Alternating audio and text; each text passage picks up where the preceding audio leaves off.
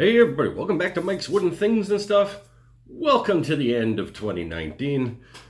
In fact, welcome to the end of a decade, in fact, because next year is a new decade. Actually, every start of a year is the start of a new decade of years, if you think about it. Anyway, it's the end of the year, so it's time to have a look at where my shop is at. We're going to do a little wander about. I got my gimbal. We're going to do a walk.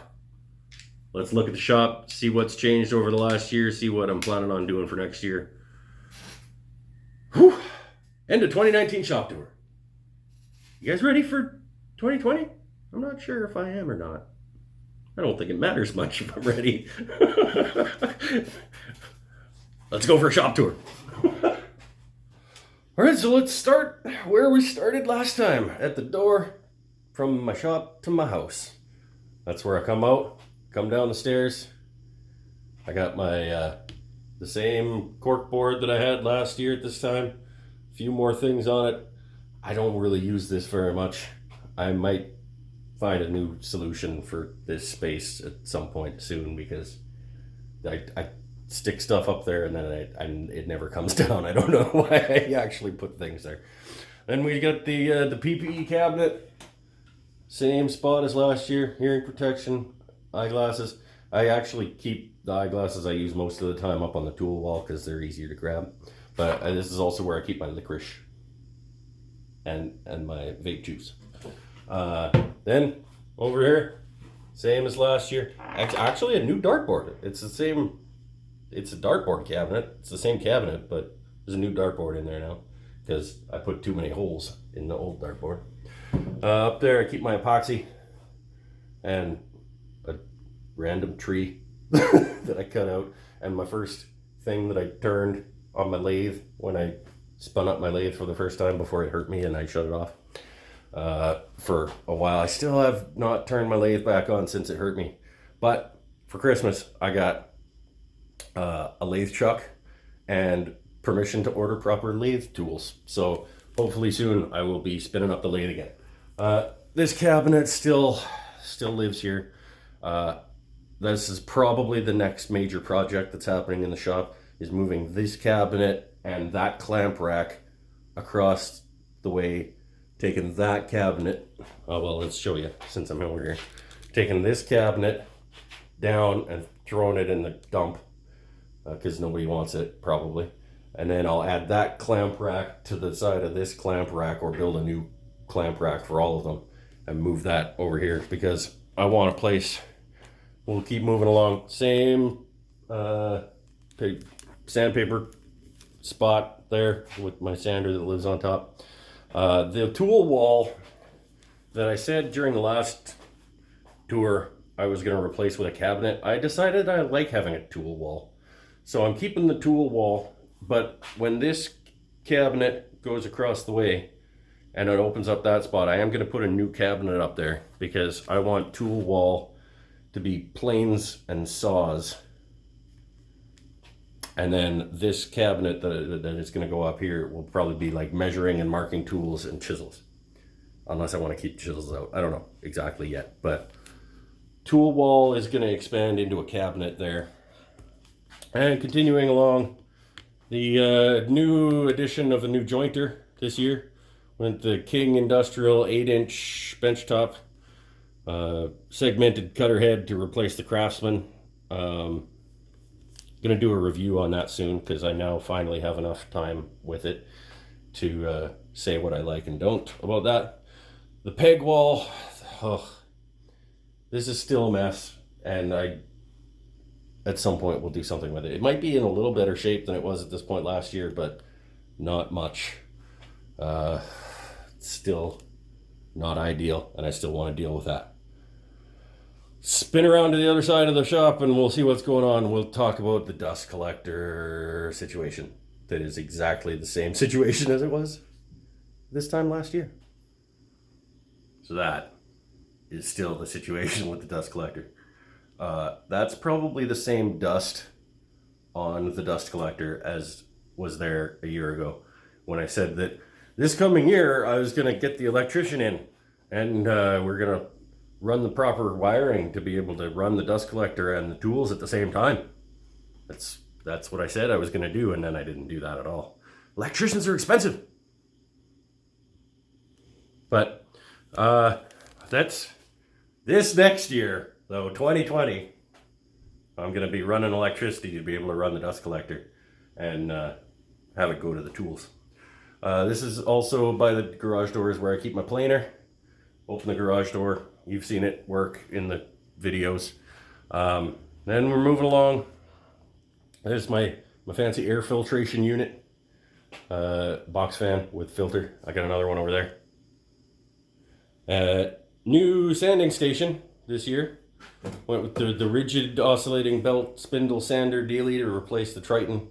The Triton's good, but you can't put a belt on it. So I went with that. This pegboard is still the same situation as it was last year as well. Not ideal, but functional, I suppose. Might deal with that at some point as well. Same drill press in the same spot as it was this time last year. And I already talked to you about this particular situation here. This cabinet is going to go away and get replaced by the one across the way. Got some pipe racks. Here's the other major addition to the shop this year. The Rikon 10-326 bandsaw to replace the Mastercraft 9-inch benchtop. Yeah, super thrilled when I went and picked that up.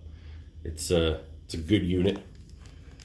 We'll talk about that at some point in a video as well. I'll do a standalone video on my thoughts on the 10-326. Then this cabinet actually improved somewhat since like a week ago. This is where I'm putting my I'm gonna make these planes into something good planes.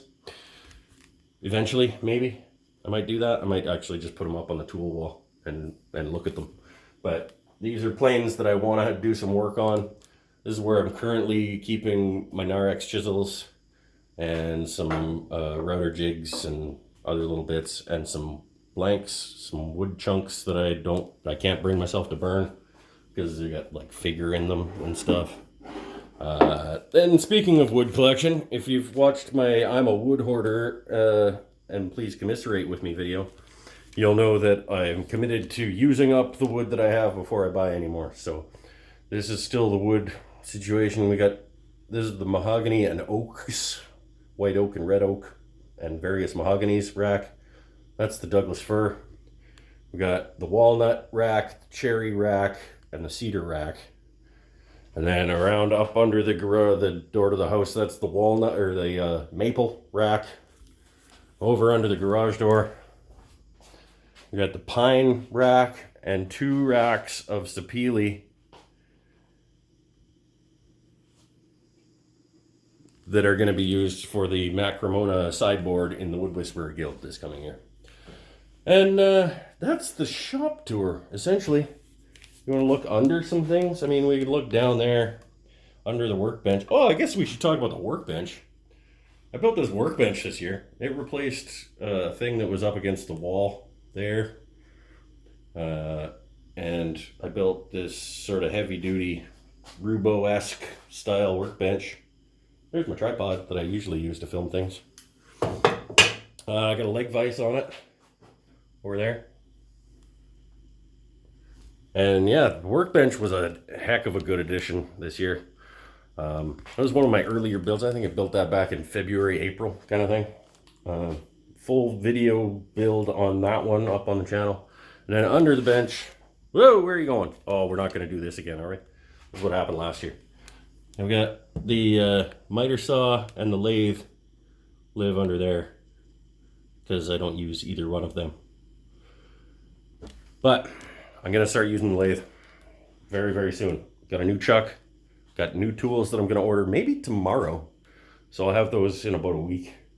And then I can spin some wood and stick a sharp piece of metal in it and not be scared that I'm going to hurt myself. I forgot one of the most important aspects of the shop. Turn. Down. Down. Under the spindle sander station. We got the shop fridge. Let's keep some beer and some cheese toast in here. Not sure why the cheese toast is in here. I'm not sure how old that cheese toast is. Beer's fresh though. All right, before I go, I just want to say a quick thank you very much to everybody who watches these videos, who clicks the like button and subscribes and comments.